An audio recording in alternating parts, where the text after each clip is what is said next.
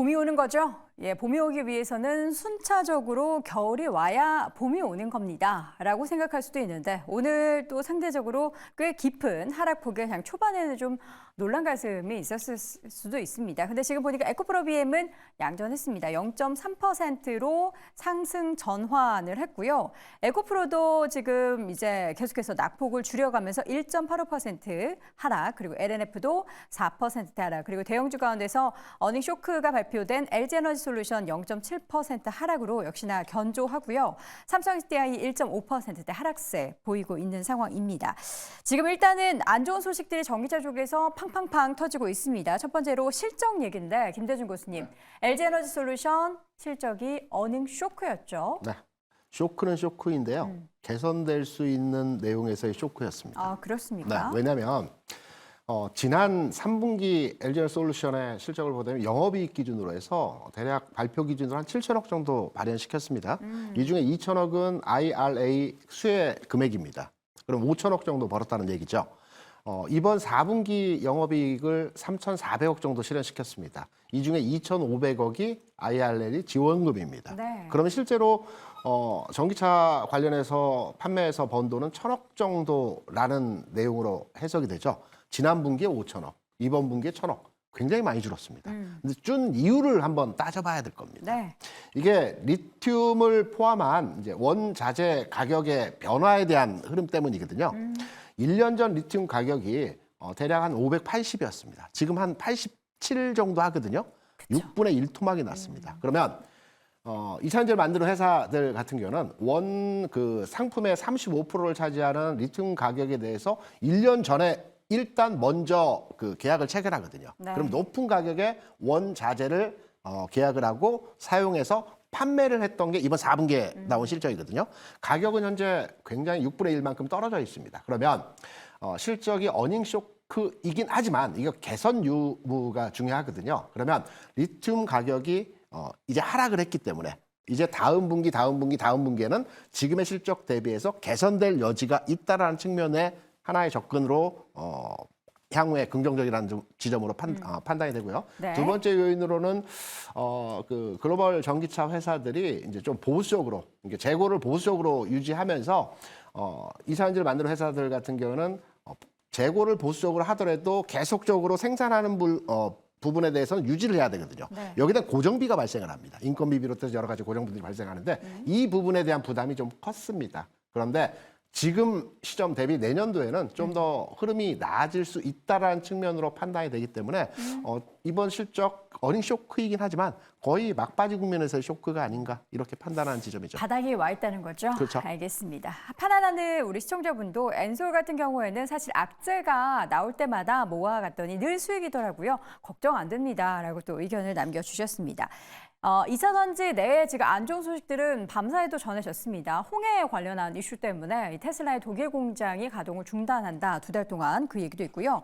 전기차 수요 감소에 대한 얘기가 또 나오기도 했습니다. 그런데 또 이차전지 관련한 종목들의 흐름을 쭉 보면은 사실 약간은 좀 엇갈린 모습들이 나타나고는 있어요. 지금 뭐 배터리 셀 3사의 경우 오늘 좀 하락하고 있는데 네. 저는 이게 이 셀사와 이 소재사들의 좀 차이가 좀 있다고 봅니다. 최근에 뭐 리튬 가격이 지금 킬로당 100위안이 좀 깨진 지 오래고 지금 저점이 86.5위안까지 좀 떨어지고 난 이후에 아직 추세 전환을 좀 확연하게 이루어지지 못했다. 그리고 11월 출하량 부분도 크게 좀 감소한 요인도 있는데 여기서 이제 더해지는 게 판가가 약 10% 정도 더 추가 하락될 수 있는 요인들 이 부분이 4분기 실적에 대한 우려치로 좀 작용될 수 있다. 다만 저는 이 양극 소재사들의 어떤 추이들을 좀 봤을 때 이런 실적 우려감들은 지난 3분기 이후에는 저는 상당히 좀 많은 부분에 선반영을 좀 이뤘다라고 좀 보고 있습니다.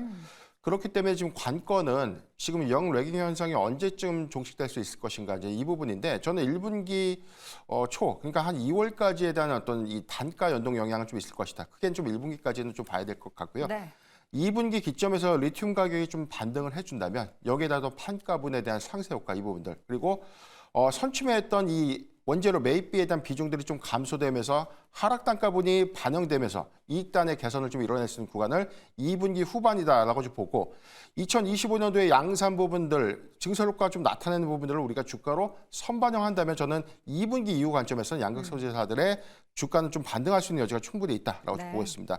지금 에코프로비엠의 경우에는 1월 5일 날 단기 수급 관점에서 14%대 좀 급등이 나온 적이 있었는데 이게 뭐 이전 상장설 관련 이슈가 좀 부각됐고 양극 소재사에서의 어떤 이익 감소 여파는 1분기 초까지 좀 이어지겠지만 네. 개별 이슈 즉 뭐 이전 상장이라든가 다른 어떤 이 수주 계약이라든가 이런 어떤 개별 이슈 하에서의 어떤 수급은 충분히 좀 전환될 수 있지 않을까라고 판단해봤습니다. 네, 다소 이제 긍정적인 부분들을 이야기 나눠봤다면 좀 보수적으로 접근해야 한다라는 시각을 갖고 있는 우리 태버 고수 이야기를 좀 들어보겠습니다. 뭘 굉장히 열심히 공부를 하고 있던데, 자 한번 네. 풀어보시죠. 일단은 뭐 아까 방금 리튬 얘기를 해주셨으니까 바로 좀 차트를 하나 보여드리면은 네.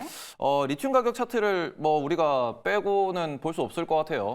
근데 리튬 가격이 최근 계속 떨어지고 있고 그리고는 최근에 이제 바닥을 기고 있다라는 건 다들 알고 계실 겁니다. 그런데 이제 아까 전에도 리튬 가격 반등이 필요하다고 말씀을 해주셨는데 최근에 일단 움직임, 12월부터 1월까지 움직임을 조금 확대를 해보도록 하겠습니다. 약간은 좀 잔인할 것 같은데 확대를 해보면은 계속 떨어지고 있어요. 조금씩이지만 계속 떨어지고 있습니다. 네. 바닥에서 이렇게 뭐 바닥을 다진다고도 볼 수 있겠으나 이렇게 계속 떨어지는 부분에 있어가지고 리튬 가격이 반등을 해준다라는 거는 아직까지 좀 시간이 필요한 부분이고요. 그럼 리튬 가격이 반등을 하려면은 첫 번째로 일단 전기차가 많이 팔려야 된다라는 부분도 우리가 핵심적인 포인트다라고 네. 보실 수 있는데 지금 최근에 나온 뉴스를 보시면은 테슬라 같은 경우에도 미국 내에서 점유율을 증가했다 뭐 이런 부분은 나와 있지만 그 부분에서 전기차 시황 혹은 이 기업, 전기차 기업들의 영업이익 측면에서의 약간 부정적 이슈가 나오는 이유는 어제도 나왔습니다. 테슬라가 하락한 이유인데요. 미국 내 인건비가 증가하고 있다. 그래서 실제로 테슬라가 미국 내 직원들에 대해서 인건비를 10% 인상을 해주겠다. 라는 얘기가 나오면서 어제 테슬라가 좀 하락한 모습을 보였고요. 그리고 추가적으로 허츠에서도 얘기가 나왔습니다. 허츠가 테슬라를 대규모로 이제 구입을 해가지고 이 관련돼가지고 렌트카 사업을 한다라고 했었는데 그 부분에서 전기차를 축소하겠다라는 계획을 발표를 했습니다. 그러면 국내 이슈를 좀 돌아서 생각을 해보시면은 국내에서 최근에 좀 이슈가 되고 있는 거는 전기차 관련돼 가지고 충전 요금, 충전 가격을 정상화하겠다, 정상화는 올리겠다라는 얘기죠. 이런 얘기도 어찌 보면은 전기차 수요에 대해서 이슈가 나오는 거고요. 네. 중국도 보조금을 축소했고 중국은 보조금이 없는 상황인데 미국에서도 보조금을 축소하겠다라는 얘기가 나오고 있습니다. 그런 부분 역시도 앞으로의 전기차에 대해서 우리가 어느 정도 시장 확장성에 대해서 좀 물음표를 띄울 수 있는 그런 부분이다라고 보실 수 있는데 네.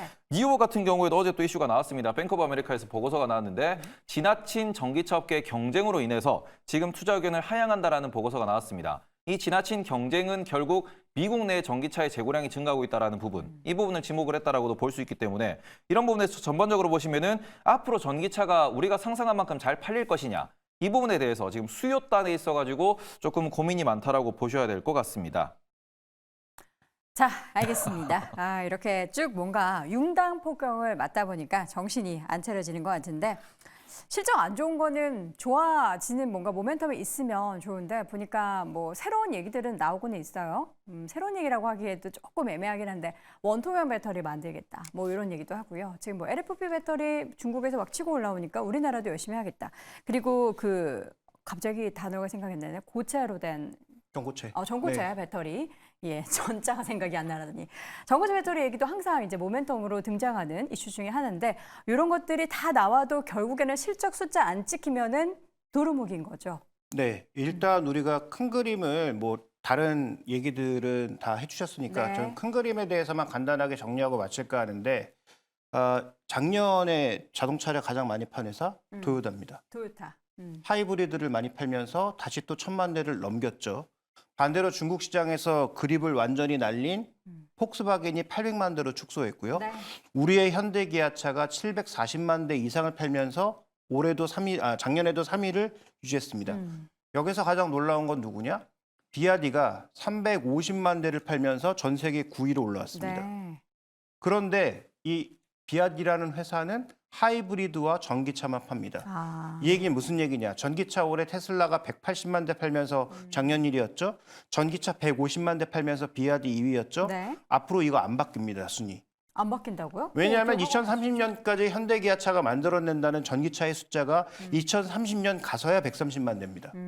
그런데 지금 이미 180만 대, 150만 대를 팔고 있는 회사의 순위를 어떻게 바꾸겠습니까? 그쵸, 안 그쵸. 바뀝니다. 네. 그다음에 또 한 가지 우리가 주목해봐야 될 것, 그래서 LFP도 안 없어집니다. 1위하고 2위 업체가 LFP의 생산량을 늘리고 있는데 LFP가 전기차에서 사라진다? 말도 안 되는 얘기죠. 따라갈 수가 없고. 네, 그다음에 또 한 가지 우리가 주목해야 되는 포인트는 어디에 있냐면 중국에서 직접 수출하는 거 없습니다. 비아디 수출량 24만 대죠. 그런데 중요한 건 뭐냐면 이 비아디에서 만들어내는 배터리를 사가는 사람들은 앞으로 늘어날 가능성이 높다는 것과 마지막으로 한 가지 정리해 봐야 될 것, 우리는 중국 시장에 잘 못 들어가고 있잖아요. 근데 중국이 신차가 올해 판매가 3천만 대고요. 네. 그동안 세계 1위를 했던 미국이 1,600만 대입니다. 그러면서 중국 차가 빈 러시아 시장을 치고 들어갔고요. 동남아 전기차 시장에 지금 80%를 먹고 있습니다. 네. 그러면 현대기아차가 앞으로 잘 팔기 위해선 미국과 유럽에서 점유율을 계속 끌어올려야 되는 그쵸. 거죠. 이미 신규 시장은 대부분 잃었거나 그 매력도가 떨어지거나 상승 속도가 떨어지고 있기 때문에 남아있는 건 인도 하나 정도 남았고 나머지 지역에서는 치열한 경쟁에 들어갈 수밖에 없다라는 차원에서 전체 자동차 시장도 뭐 정리해 보실 필요가 있겠다. 그래서 그런 부분들에 대한 명확한 판단과 더불어서 해당 종목군들의 실적에 따라서 조금 우리가 이들 종목에 대한 투자 관점을 달리해야 되지 않겠는가 이렇게 보고 있습니다. 실적에 대한 눈높이를 좀 낮춰야 되는 것은 뭐 말씀해주신 그런 상황이라면 맞기는 한데 그럼 뭔가 쇄신할 만한 그런 뭐 액션들이 나오지 않을까요? 기업들에 있어서도 이런 시장 판도를 그 기업들이 모르는 건 아닐 텐데 네. 없을까요? 또 현대기아차 같은 경우에는 테슬라뿐만 아니라 중국 차도 열심히 연구하고 있고요. 네. 그러니까 그들의 어떤 견제를 하기 위해서 열심히 연구하고 있고 또 하나 우리나라 국내 3사에게 배터리 3사에게 있어서 좋은 점은 결국 원가가 낮아지니까 낮은 원가로 배터리를 공급할 수 있거든요. 네네. 그런 측면은 전기차가 보조금 없이도 내연기관차와 비슷한 가격에 팔 수 있다는 측면에서 장기적으로는 좋은데 네. 단기적으로는 이런 허들들이 좀 있다라는 부분도 인지하셨으면 좋겠다라는 얘기입니다. 알겠습니다. 저희가 이제 시간 관계상 여기까지 2차 전지주 이야기를 나눠볼 텐데요. 또 좋은 얘기가 하나 생기면 또 좋은 이야기들이 또 수면 아래에서 있었던 것들이 또 올라오니까 그 부분은 차후에도 함께 논의를 해보도록 하겠습니다. 다시 한번 네 분의 의견 정리해 보겠습니다.